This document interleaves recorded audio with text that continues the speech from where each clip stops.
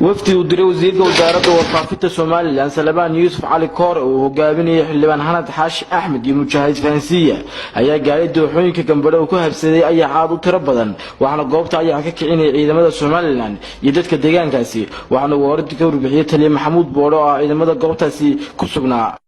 waxa halkan ku fadhiistay wax la yiraahdo ayax oo looran karo waa masiibooyinka ka mid yihiin waxaan saakan ku soo bilownay xasaas هون حوي ديان كيو كعي حول دقتدي وحوي ciidanka qaranka oo ka hawlgalay haddii waxaan soo gaaray waftigu soo diray wasiirka warfaafintu waan soo gaaray iyaga indhahooda ku soo arkay hawlgalka meesha ka socda iyo waxa weeye meesha jooga waxaan hadalka soo afmeeray xildhibaan Hanad iyo Mujaahid Fahansiya oo kamid ah waftiga wasiirka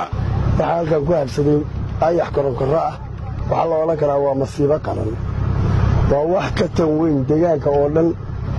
waxaan aad baa u diranaa xukuumadda madaxweynaha golayaasha qaranka kulli waxaan leenahay waxay u baahan yihiin masiibo qaran in loo kala halin wasiirka beeraha gaar ahaan wasiirka deegaanka iyo durjoogta Shukri Baandare walaalka ka salaamano waxaan aad iyo aad ugu hanweynahay in arrinta hadii la isu kaashado la soo darajo